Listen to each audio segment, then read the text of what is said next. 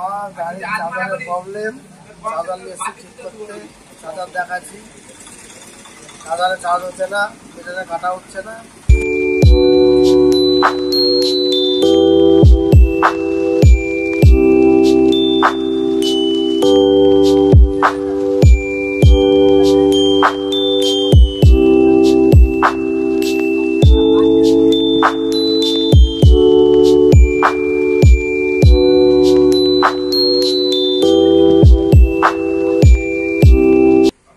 দেখুন এই চার্জারে চার্জ হচ্ছে না।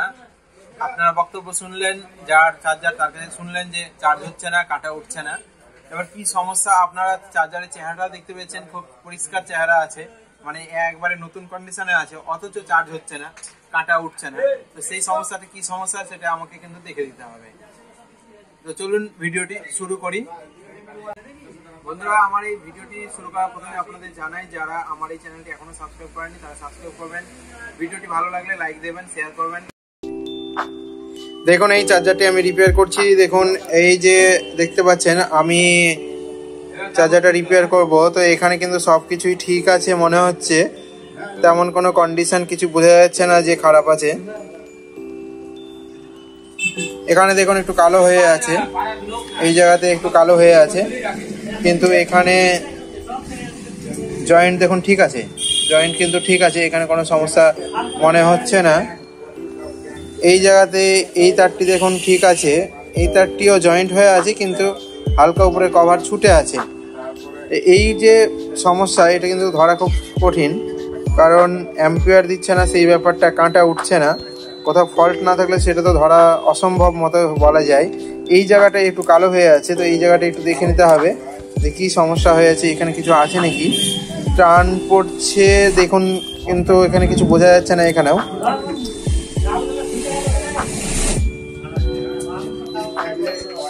আমি এখানে একটা টার্গেট করেছি, সেটা দিয়ে আমি কাজ শুরু করব।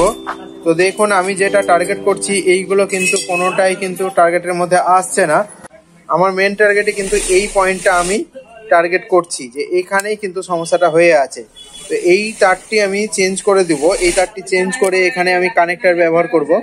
তো দেখুন এখানে এই তারটি পোড়া পোড়া হয়ে আছে, জয়েন্ট হয়ে আছে, কিন্তু অ্যাম্পিয়ারের ব্যাপার, যেহেতু অ্যাম্পিয়ার ফল্ট মারছে, সেই ক্ষেত্রে আমি এই তারটা চেঞ্জ করে তারপরে দেখাবো।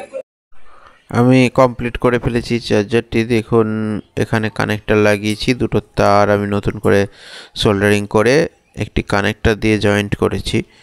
কানেক্টর দিয়ে জয়েন্ট করলে লাস্টিং বেশি করে, এমনি যদি পেঁচিয়ে দেওয়া হয়, তার পেঁচিয়ে যদি সোল্ডারিং করা হয় সেই ক্ষেত্রে কিন্তু লাস্টিং ভালো করে না, কারণ এটা অ্যালুমিনিয়ামের কয়েল, এই ট্রান্সফর্মারটি অ্যালুমিনিয়াম দিয়ে তৈরি, সেই জন্য লাস্টিং কম করে।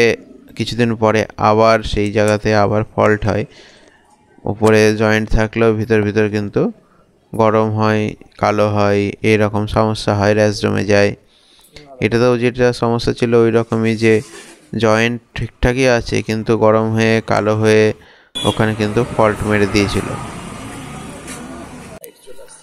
এবারে ফাইনাল হয়ে গেছে, আমি চার্জে বসিয়ে দিয়েছি। এবারে আপনাদেরকে টোটো চার্জারওয়ালার কাছ থেকেই কিন্তু ডাইরেক্ট আমি তার মুখের কথা আপনাদেরকে শুনিয়ে দেবো যে চার্জারটি সঠিক হয়েছে কি না। দেখুন এখানে কাটা দেখাচ্ছে এবং ভিতরটাও দেখিয়ে দিলাম, চার্জারটা দেখিয়ে দিলাম। এবার শুনুন বক্তব্য। জিনিসটা সঠিক দেখলাম, প্রবলেম ছিল, প্রবলেমটা সলভ করে দিল। কাটা উঠছিল না, কাটা উঠছে, ভোল্টেজও ঠিক আছে, আর প্রবলেম নেই এখন।